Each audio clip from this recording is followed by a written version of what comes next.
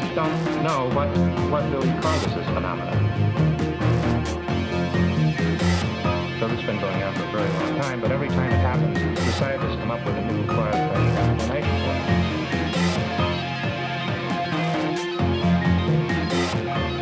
We just don't know what really causes this phenomenon.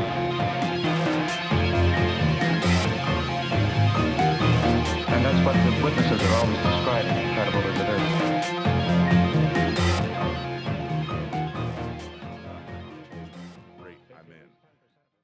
Welcome to Don't Turn Around, a podcast about the extraordinary and the unexplained, and the often profound impact these events have on our lives. This is a space for amazing stories and tales of the paranormal and how they impact our human experience. If you've got a story and you'd like to share it, don't hesitate to shoot me an email at dtapodcastinfo@gmail.com. Maybe we'll even get you on the show. Thanks to the whole Don't Turn Around community. Without you, this show would not be possible. Thank you for spreading the word. Thank you for tuning in, and thank you for listening, and thank you for being a part of this. Finally, thank you to the Patreon pledges out there. Your support is helping keep the lights on, keeping the servers up and running, and helping us get these episodes out to as many listeners as possible. Finally, if you've got a moment or you want to hit that pause button and swing by Apple Podcasts and leave the show a 5-star review, that helps us get out to more listeners as well. And that's enough of the chit chat there. Tonight's guest is a former colleague of mine who I unexpectedly discovered was as she would describe herself, a spooky bitch. And she unwittingly discovered that I had a podcast and said, hey, I've got some spooky stories that I would love to share. And that is something I love about this show, something about that I love about this space and the paranormal in general. Is you might be sitting next to someone on the bus or sitting across from someone at work or in the bank in line behind somebody, and they've had an experience with the paranormal.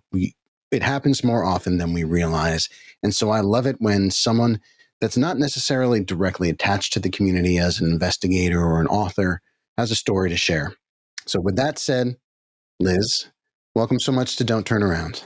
Thank you so much for having me. I'm excited to be here. Yes, this is great. So with all new guests, I like to start at the beginning.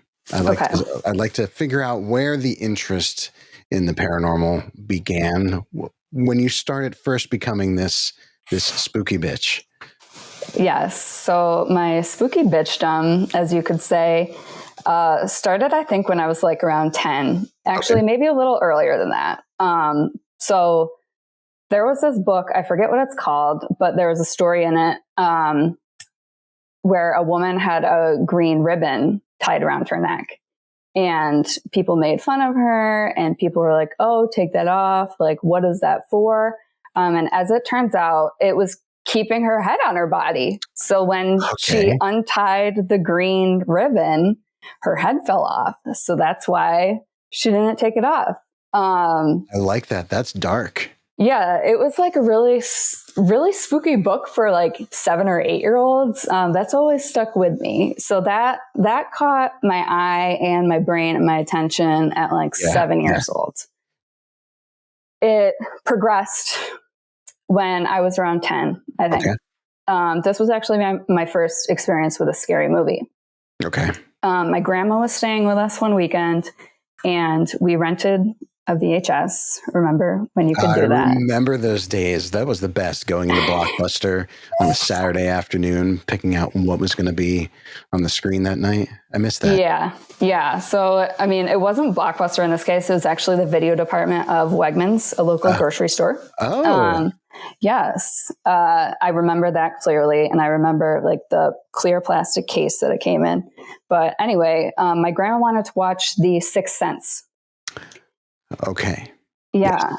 And I was definitely too young to be watching it. And I was like so freaked out, but I was also intrigued. And I watched the whole thing. So I was proud of myself for being brave, because I wanted to spend time with my grandma, but I can still picture myself sitting on the couch watching this movie, and that girl from the OC, Misha. Yeah, she was in The Sixth Sense. She was a kid at the end, and she was like throwing up into a bowl. No kidding. Yeah.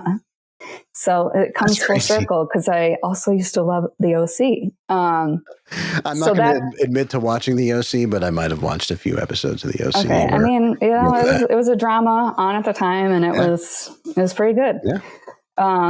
So that was my experience with a scary movie, but my experience with my interest in the paranormal comes from another movie as well. I don't know if you've seen the movie Now and Then, but it's rings a bell. Coming of age movie. Okay. And like Rosie O'Donnell's in it. Okay. In the beginning, because it's like their adult life, and then it goes back to their kid life. Right. So in that movie, they have seances, and they try to bring back this person called Dear Johnny by his gravestone. And they want to find out more about Dear Johnny. So they would go to the library and like look at old newspapers. Yeah. And they found out that he was murdered. So that was like, I ruined the movie for anyone who hasn't seen it, but we usually have to say spoiler alert. So okay, this might be the last time we have to come on the show. Yeah, no, we're good. Spoiler alert. Yes, I'll cut that out and I'll stick that in front of this section. Okay, I think it's okay. It's okay. Yeah, I mean, like it's not like a blockbuster hit, like I like how you brought it back to the blockbuster. That was well done. Yeah, that was unintentional, actually. But yeah, I mean, it's one of my very favorite movies. It's my comfort movie. But the whole like seance aspect of that was so interesting to me. And my mom had talked about when she was a kid, she and her siblings had a seance to try to bring Betsy Ross back. Interesting choice. Very historical. It was. So I was aware that seances are a thing, but I think like the first time I ever like saw one happening was in this movie. Yeah. And that just stuck with me. So let me ask before you go on, yes. And you might be getting to this, but what was it about the seance that grabbed you? Yeah, I think I'd never seen anything like it before. Yeah. And I mean, growing up like in the 90s and like a relatively Christian household, like that wasn't something that was talked about outside of Betsy Ross. Right, outside of Betsy Ross. But it was just so intriguing because like there's such a backstory to all these people. Like obviously Betsy Ross has a backstory. Dear Johnny in this movie had a backstory. And they found that out through this seance.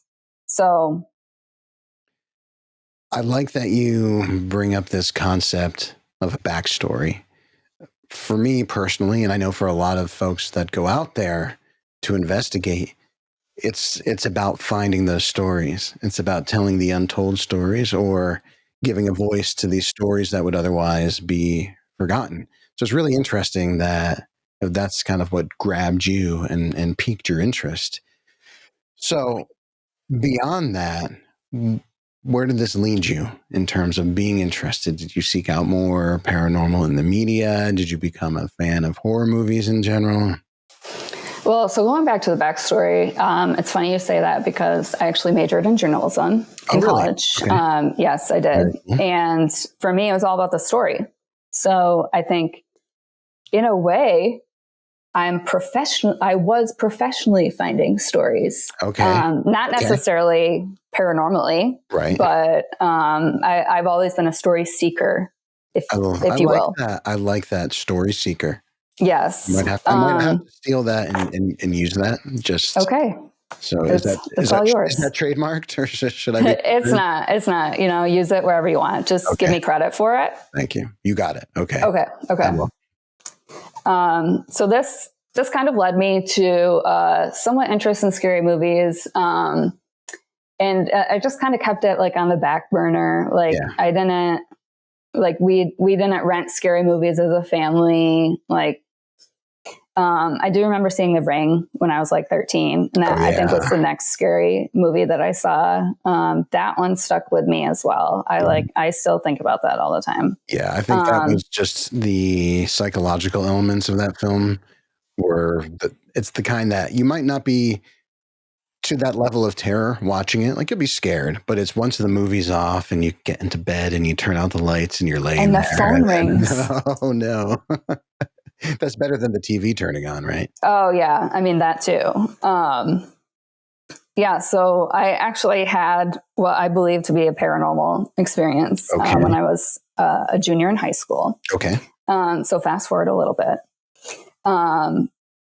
So my friend's dad told us, I don't know if this is a true story. I could never verify that this was true or false. Okay. Like in Now and Then, I think the only way that I could find this out is if I went to a local library and like looked at old newspapers. Yeah. I might have to do that. I don't live near there anymore, but it might be a trip back home. Here's the thing. I mean, as you would know, a lot of that stuff has been archived and digitized. Yeah. I know our historian for old spirits has a subscription to something. I can't remember what it's called. It might just be newspapers.com, but she goes deep. So that might be a fun little rabbit hole. That might be. I might have to look it up, re-verify, if you will, after this podcast. Now I'm like, it must be out there. I'm a story seeker. It's out there. Then you got to seek it out. Yes. So the story was, there was a bus full of children. Okay. And they were on railroad tracks, and the bus was hit by a train and like killed all of the children. What's the word I'm looking for? Not urban legend, but help me out here. Folklore? Folklore. Okay. I mean, I guess. Yeah. Yeah. Or urban legend, I think, works just as well. Urban legend, rumor on the street says, yes, that if you go to these train tracks, park on them at exactly midnight, put your car in neutral, the children will try to push your car off the tracks.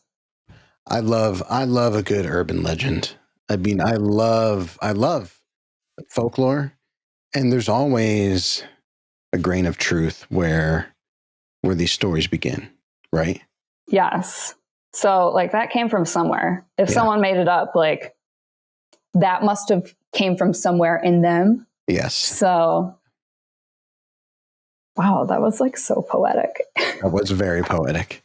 I won't steal that. I will let you keep that. Okay. Okay. So we decided to try this out. I don't think I had my license. I don't think my friend had her license, but there were probably like 10 of us. Okay. We piled into my friend's dad's black, this is important, Dodge Durango. Okay, that is important. Yes. We drove it. This town was like 35 minutes away, I think. Like it was out there. Like this was not let's go around the corner and wait on the railroad tracks. Like this was let's go to East Bethany. Well, it's an adventure. You are going on an adventure. So you need to travel some distance, right? There's got to be some journey component to any good adventure. Exactly. So we get to the railroad tracks, 11:45. And my friend's dad had this great idea to prove, I say in air quotes, that this was true. He put baby powder on the back of the car. Oh, I love that though. As an investigator, love it. Yeah. If you ever end up in East Bethany, New York, put some baby powder. I'll make sure I've got my Johnson & Johnson's. Yeah. So we prepped the car. We sat in the car. I bet that you mean powdered it. Yes, let me go powder my nose. No, let me go powder the car. So 11:59, we're waiting. Yeah. The car is in neutral. Mm-hmm. Midnight comes. The car shuts off. just shuts off. Just shuts off. Like, and that wasn't like when cars had the push to start button. Like you had to. There's no push to start button. Yeah, like there was no manual. Whoa. Yes. Yeah, you've got to turn the key to turn the car off. So it shut off. And we were like, you just did that. Yeah. And my friend's dad was like, no, I didn't. And like he didn't, because we would have heard this key turn off. Yeah.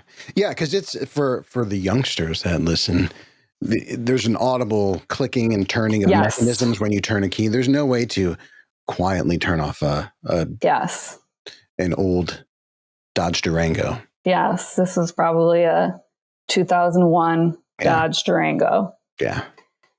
So that's crazy. Here's where the baby powder comes in. Oh no. Okay. So the car didn't move, but I mean, there were like 10 of us. Like this was an illegal situation. Like none of us were wearing seatbelts. Like we were packed into this car. Yeah, that's teenagers. Well, with my friend's dad, like he condoned this. He was the cool dad.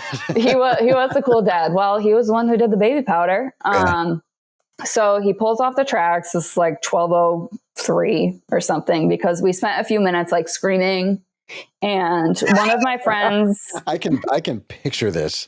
Like picture screaming teenagers. Yes. Freaking out. Yes. And like one of my friends was so scared. She like put her head between her knees, and like we had some blankets in the car, and like people had blankets over their car, like or over their head. Like, so we pull off the tracks. Yeah. My friend's dad gets out of the car. A couple of us get out of the car. Are you one of the couple that gets out of the car? I did get out of the car. Yeah. I will say though, like I was scared. Yeah. I was scared. Yeah. But I needed to see if this indeed happened. And guess what? There were handprints in the baby powder. Really? Yeah. And like some fingernail scratches too. Like it wasn't like a Rose from Titanic, like, but it was like there were faint. I would hope it wouldn't be Rose from Titanic, because well, I mean, like with the force behind the hand. Children. These are children. Okay. They are children, and like at that time, they hadn't seen Titanic. No, they had not. Let me ask you this: if you remember, were they small handprints? I was just about to get to that. So it was a mixture of sizes. Like a school bus. Like there are kids of different ages on a school bus. So that is wild. That would be very difficult for your friend's dad to fake. I know. And that's what we said. Like it wasn't his hand, because like he had like an adult man's size hand. Yeah. Like these were sure he didn't have little children hands. Yeah. And like they weren't like baby hands. Like it wasn't like it was like... It wasn't like Deadpool, little tiny hands, right? You know what I'm talking about. I don't. Oh, you haven't seen Sorry. Deadpool? No, I haven't. Okay. Ryan Reynolds? Is he in that? Yeah, he's in that. Okay. I won't be judging you. Though I might have to edit this out for the sake of people continuing to listen to the episode. Okay. Yeah, I'm joking. We won't edit this out. Okay, back to the handprints though. Yeah, so the handprints were there. Mm-hmm. Like you couldn't fake it. And like here's the story, like the story is unfolding right in front of us. Yeah. And like I said before, like the internet was primitive at that time. Like I couldn't look up if this actually happened. I think I tried to, when the internet was still not what it is today, to see if this was an actual true story. I still don't know, but I'm gonna try to find out. So that did it for me. That was like, this is thrilling.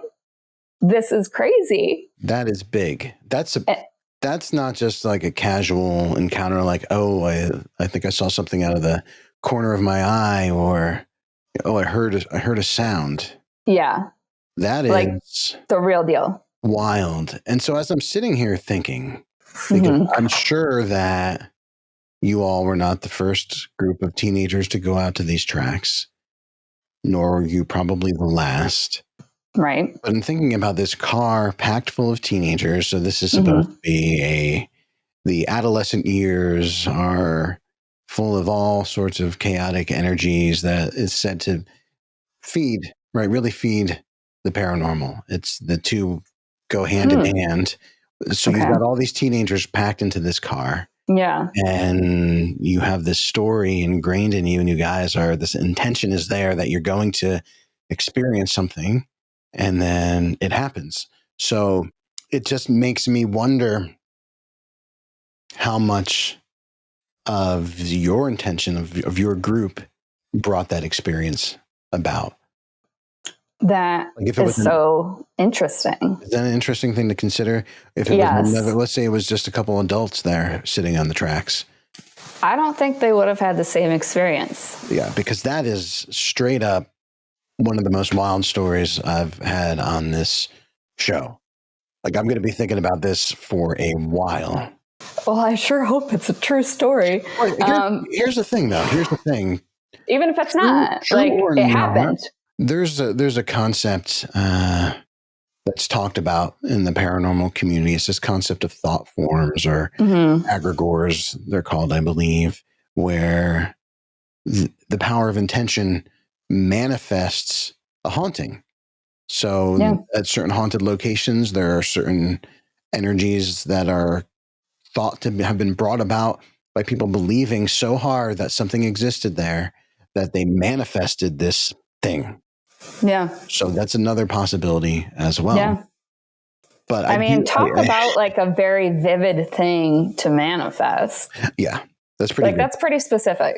It's very specific. It's very specific. You'll have to update me. I will. 100%. That is a requirement. Okay. And then to the listeners, I will let you all know if it's true, or you can put an addendum like in the notes. Yes, exactly. We'll put it in the show notes. Of course, I'll post it on social media. So since that time, have you had other experiences? I have. You have? I have, yes. More. Okay. Yes. I mean, that's you hang up your gloves. I mean, you are done. It's not going to top that. It's not going to top that. But before I let you go on, yes, I have to ask though. So you said that, from that moment on, you were hooked. Yeah. But in that moment, and it happens, it's very intense. You're trying to process. It's very difficult to process. I want to know, the hours after that, are you still hanging out with your friends, and what's kind of going through your heads? What's the conversation like? Yeah. So we had a sleepover after this, obviously, as kids in the early 2000s did. I think we stayed up all night. We were talking about it for a long time. And I know that my friend who put her head between her knees, she was like, we need to talk about something else. I'm so scared. And of course, being teenagers, we did not listen to that. That poor kid was freaked out. Yeah. I mean, it is what it is. It probably stuck with her, but she's probably a paranormal investigator now. I know, right? Maybe it affected her in a positive way later on in life. I don't know.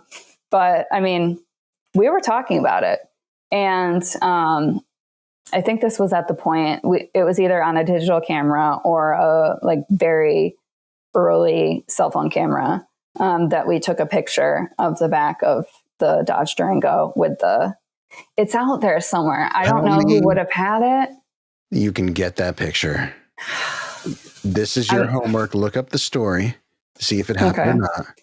Find that picture. Check the picture. Make your life's mission. Okay. I'm going to have to reach out to some people I haven't talked to in a while, but that'll be good for me. That's hey, remember when? Who knows what'll happen? Yeah. Okay. Mm-hmm. Yeah, I'll do that. Okay. Yeah. Okay. So back to the sleepover, and your friends didn't want to hear about it, and you guys were teenagers, and you're like, whatever. Yeah.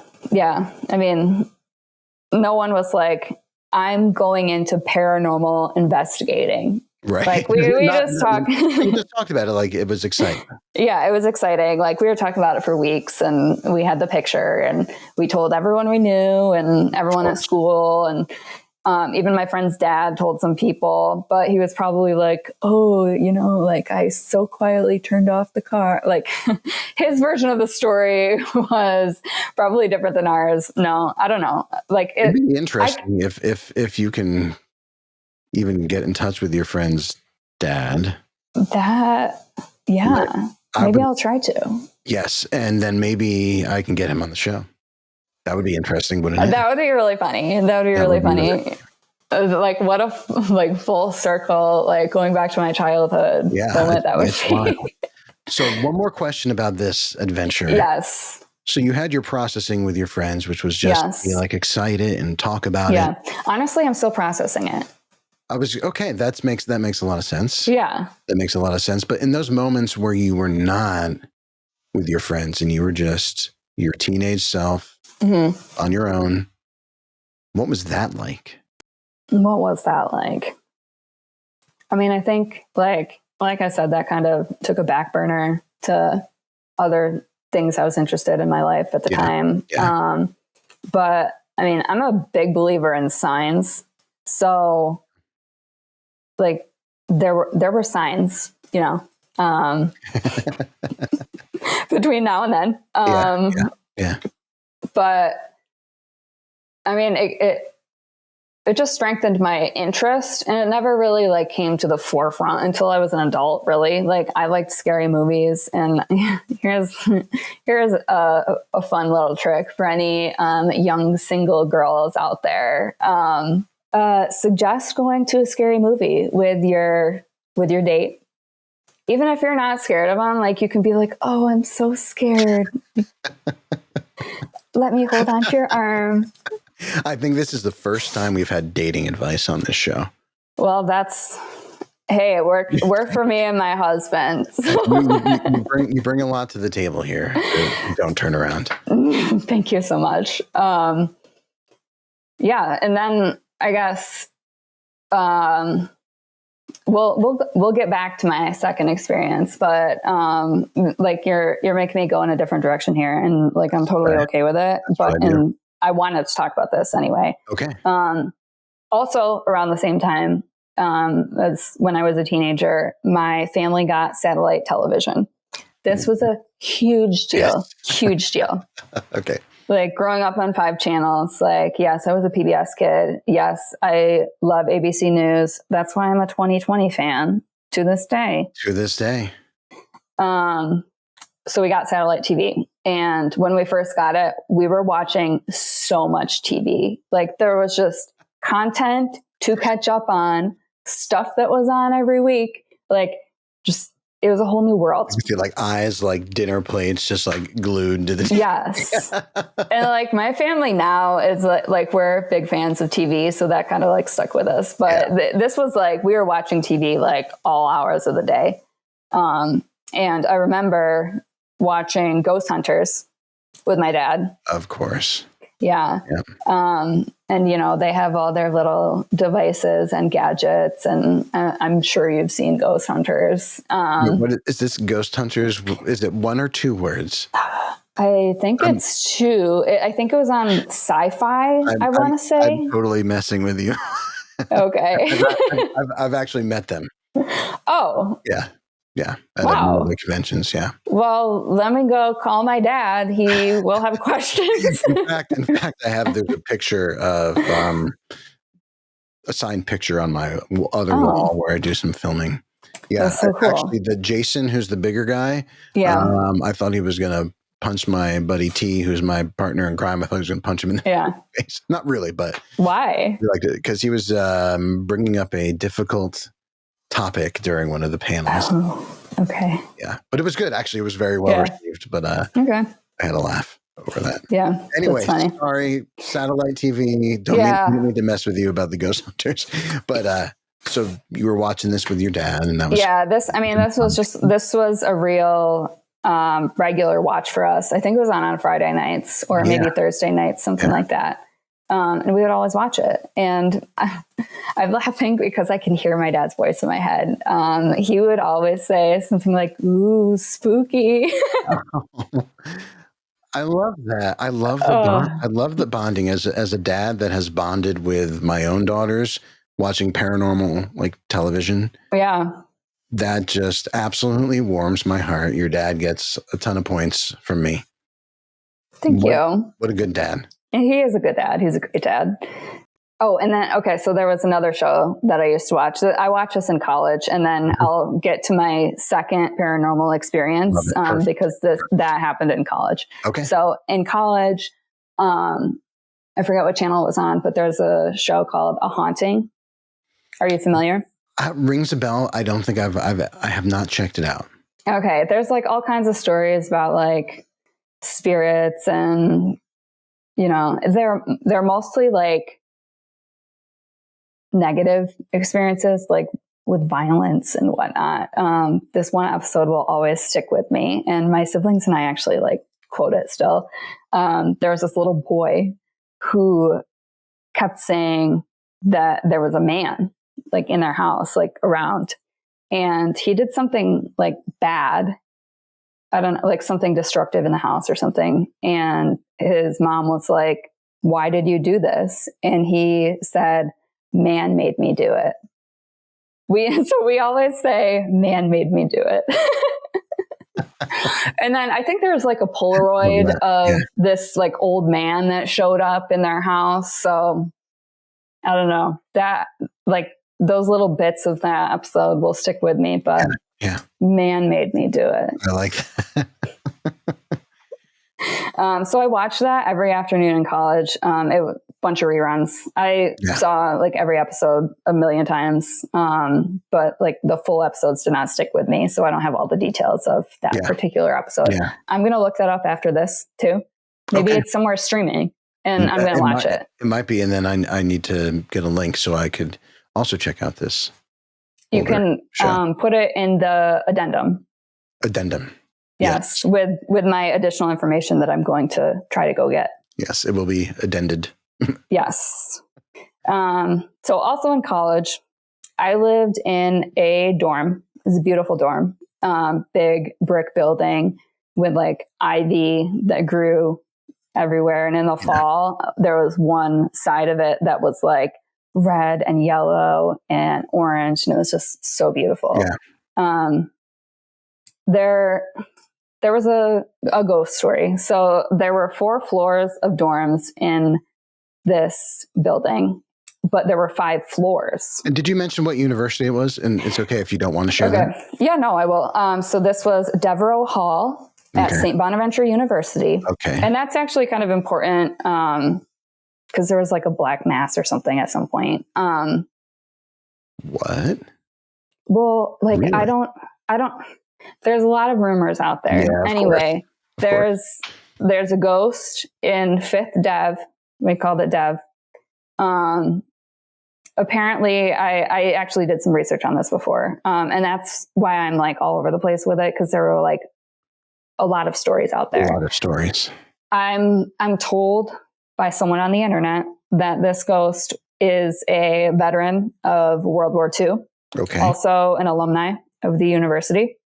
So maybe it was him. I don't know. But anyway, I had just moved into my dorm, unpacked all my stuff, and I had this ceramic gnome on my dresser. My dad actually got them for us for Easter, I think like the year before. Yeah. So had my gnome on my dresser, and I was sitting at my desk doing homework. I wasn't listening to music. Like it was silent. Like I was just concentrating on my work, and the gnome moved. It just moved. It just moved. It didn't fall. It moved. No, it like it's a obscure sound, but like, you know, unpainted ceramic, like the sound of that, like dragging across wood. That's not unpainted ceramic, but like a kind of scratchy. Yeah. So like that happened. And I was like, what was that? Like, what was that sound? No one was near this gnome. Yeah. I was in my room alone. I told my roommate when she got back, and I don't know what she did with that information. But knowing that the building was haunted by this veteran or whomever, I think it was whoever is probably still in 5th Dev on the 5th floor of Devereaux Hall. Yeah, maybe just trying to get your attention. Yeah. And he or she did. And that was right around when you moved in, you said? Yes. Right? Yep. I had just unpacked everything, and classes had started because I'm pretty sure I was sitting at my desk doing homework, and it was silent because I was concentrating on something. Otherwise I would have been listening to music or, so yeah, I had just moved in, and I remember the window being open as well. And this wasn't the wind pushed the gnome. How'd you know I was going to ask you that? No, it wasn't that. Yes, it was in front of the window, but it was a light, late summer breeze. It wasn't a windy day. Right. And I imagine you had other stuff on there as well that did not move in the light summery breeze. Yes. Huh. Yeah.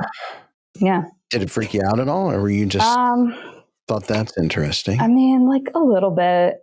Yeah. It was a little freaky. Just know, it was a real old building. I love an old building. I love old homes. There's just so much character. But just that sat with me as well. Was I scared? No, not really. But it made me aware, I guess. Yeah. Aware. I like that. That's a good way to describe it. And I think there's a difference between scared and freaked out. Yeah. And I think freaked out and spooked are kind of in the same kind of ballpark, right? So you're not, I think scared is more of a lizard brain safety kind of response. Where your body's telling you that it's in some kind of danger, right? Yeah. So I think scared feels different than spooked. Yes. Because I think scared is a longer duration. Is that what you were getting at? I think more, or the opposite. I think shorter duration, maybe. Okay. But more. Well, I don't think the duration comes into matters. play. Okay, it's a different feeling. I think it's a little more intense. Yes. And I think it's more intense, and we'll leave it there. Yeah. Wow. So yeah, that's pretty incredible. Yeah. And so this was a Catholic university. Some of my professors were friars. Really? So it's and there was nuns. There were nuns. Friars were my professors in some cases. What they do when they want to get rid of a spirit, what's that word? Exorcism? Yes. Okay. Yes. Cleansing, exorcism. Okay. Yeah. Okay. So it's not completely out of the realm of possibility that some sort of exorcism or something with a religious undertone happened in this place. And I think that it did at some point. But again, there's so much information on the internet. Yeah. You got to believe what you want to believe. Yeah. Yeah. But again, I don't think it is beyond the realm of possibility that people with some sort of spiritual conflict could have sought, some kind of healing or cleansing on those grounds. Yeah. Who knows? Yeah. It's the setting is right, so it is right. I think it's within the realm of possibility. Yeah. I'm actually not too far from my university. Oh, really? Right now. Yeah. Probably 45 minutes. I'm at my parents' house. I don't own a taxidermied bear myself. That's not your bear. It's not my bear. You're just borrowing it for the podcast. Yeah. I'm not far from where I went to college, so I could do a little investigating if I wanted to. I wouldn't recommend that. I think that would be, if you're going to be there for a little while longer, then I would say give it a shot. Yeah. That was going to be my next question, that you've had, these profound experiences that you shared, have you considered seeking it out? It's one thing to have the paranormal happen to you, and it's a totally different experience when you are seeking it out. Yeah. I mean, I think I would need to be with the right people. I say that in air quotes. Yeah. Like, I don't want to seek out paranormal activity with like hokey non-believers, there's a science to it. And I want that to be the forefront of it, if you will. Yeah. But I unfortunately, aside from like you, don't really know any paranormal investigators. Okay. Should I write the ghost hunters guys a letter or something? You should. Why not? Why not? Do you have their address? I don't. Okay. But they have their site, right, where people reach out to them, contact us for cases, right? If they want them to check out a particular case, who knows? Who knows? Well, it doesn't hurt to try. But here's the thing, and you bring up a good point. The group that you investigate with, it's very important, right? Yeah. That you are like-minded souls, that your philosophy is similarly aligned. Because similarly open, just open in general, because exploring the paranormal, attempting to kind of connect with this, whatever is greater than we are, is beyond our ability to perceive in this reality. It's a very intimate act. It is a very intimate thing. And so you get a lot more out of the experience if you're with a group of people that are there with the same intentions. Does that make sense? Yeah, totally. I'd be very curious to hear if you write a letter. If you do, or if you write, yes, of course, that for sure. But if you do go out and see what happens, here's the thing too, that I didn't realize until I started doing this show, that you don't necessarily have to go out to, a haunted house in the middle of the night. Right. You go to, I've got a couple battlefields very close by. I'm more south of Gettysburg. You can go out in the broad daylight. We've had some of our most interesting things happen in the broad daylight. Caught some of the best EVPs we've ever caught, broad daylight. So you can just go. You can go to a cemetery, with your phone, and use your voice recorder to see if you capture anything. It's way more accessible. And I always tell people too, when they're considering getting into investigating, that it is our body is our most important piece of gear in our entire set of gadgets, and what we feel, and our openness, and how we are interpreting the different stimuli from the environment that we're in. It's about being aware and being in the present moment. So I hope you do give it a shot. I really do. Yeah, I'll consider it. I don't know. Wonderful. I don't have any plans tomorrow, so who knows? Now you do. Now I do. Now you do. Yeah, and I'm just going to go back to something that you said about the awareness that people have. And I think, would I seek this out? One, with the right people? Yes, I would. But I think I would now more than ever, because I am more aware of myself than ever. It's taken me my lifetime to get here. But I'm very aware of like stimuli, if you will, to my body. And, different emotions and feeling, and just allowing yourself to be open to that kind of thing, I think is super important to me ever seeking this out. Like, I think that I have, like you said, yourself is the best piece of gear. Like, I think my gear is shined and it's ready to go. Yeah, right out of the package. Right out of the package. I love that. I love that. And this has been such a fantastic conversation. I can't believe that we're already 45 minutes in. I got to ask, are there other experiences that you've had? Well, not personally myself, but talking about my dad a lot. My dad got a job in Georgia few years ago. So he actually moved there for a period of time.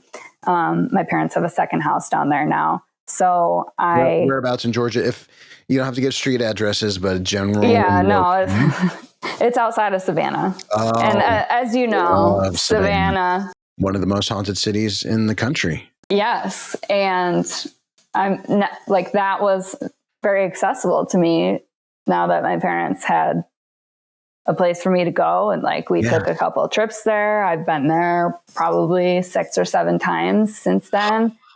But I had two different ghost tour experiences. Okay. Yeah. One was a booze tour. Booze, Booze. Oh, I see.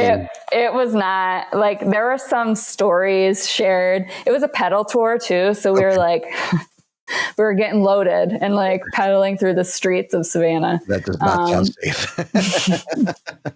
Well, there was a person controlling, there was a driver to this pedal mobile. He was sober, but he, dropped the local lore and we would go in and get a drink. That's fun though. And local lore that's awesome. Yeah. But the other one that I did, it was phenomenal, and I'll have to find you a link as well. So it was with this guy named Ash, and he was a local radio host or something, paranormal investigator, very interested in this kind of stuff. And him being on the radio and having a nice radio voice, all of the stories that he told about the houses and the spirits and the people who used to live there and experiences that people have had, it was all very dramatic and exciting. Yeah. And he was phenomenal. And we were having a good time. We were asking is there a ghost here right now? And, we were laughing to ourselves. It was me and my family and our significant others, I believe. But he was so good at telling these stories, and I don't know his last name, so I'm going to look that up. I'm going to give that to you. Yeah, for sure. So if anyone is in Savannah, this guy does great ghost tours. He used the word "unfortunately" a lot. Unfortunately, he died. That works, though. That works. Yeah. It really stressed that it was unfortunate. So that, I have access to one of the most haunted places in the country. Oh, and we've been down there. We spent about a week down there for, I think it was a spring break a couple of years ago. And we investigated while we were down there. We did several different locations. We did the Savannah Theater, the Sorrel Weed House we investigated. Yeah. So certainly when you get back down there, I would practice a little bit, Yeah. And then maybe think about checking out some of those locations, because a lot of places will, you can book time. They'll do public events. Where you can kind of get your feet wet with investigating, or you can rent the space for for a private investigation. Just putting that out there. Well, I'll have to get my group of the right people, rent out a spooky house, and see what happens. And keep me posted. Yeah. So one more very quick thing, and this is something that we have in common, is our love of Stephen King. Okay. Yes.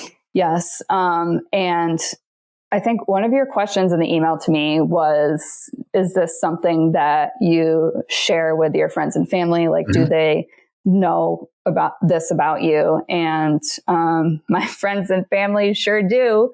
And that is, twofold. For the people on audio, I have a ghost tattoo. I love it. On my wrist. But I had a reading from Stephen King's It at my wedding. That's amazing. And I love The Shining. I love Rose Red. I like the TV specials. Those are really good. Storm of the Century. Yep. And he's just a very good storyteller. And I live in Boston now, and he comes to Red Sox games sometimes, and he'll be reading a book.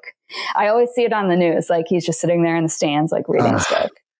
I want to meet him someday. I just want to meet him just so I can thank him for being so inspiring. Yeah. So I'm actually reading a Stephen King book right now. Oh yeah? What are you reading? Yeah. I'm reading If It Bleeds. I'm going to read that before I read Holly. You're kidding me. I'm reading the same book right now with the exact same intention.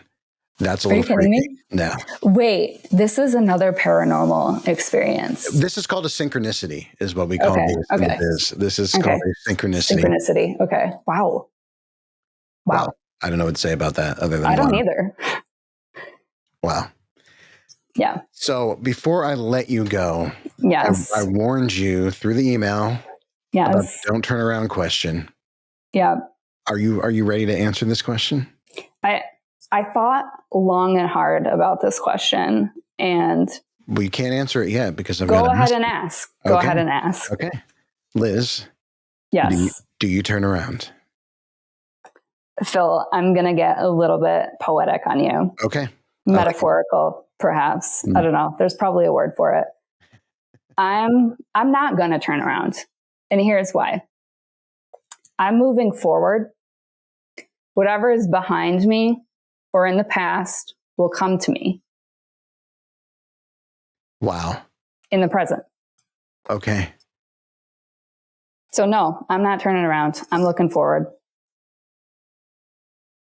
I'm wrapping my mind around that. That is an extremely unique response. And that's why I love this question so much, because I love hearing the way people interpret this. And I think you have me a little out of sorts here, because immediately when you were giving that answer, I had to jump to this concept of time and reality not necessarily aligning, and that time and like not even real. It's a construct of our human perception, human nature, and time's not linear, right?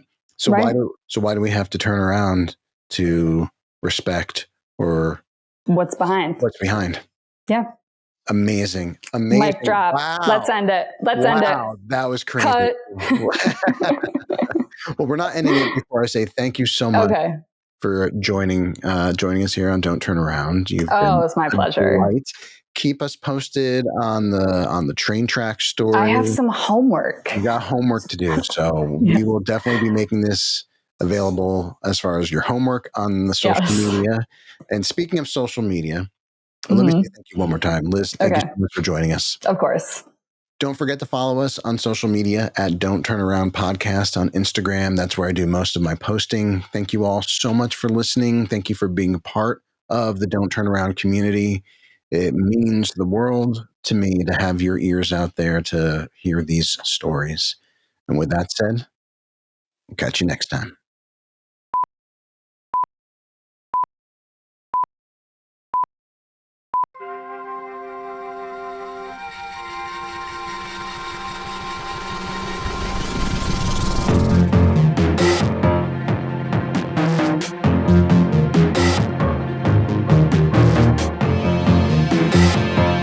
We just don't know what really causes this phenomenon.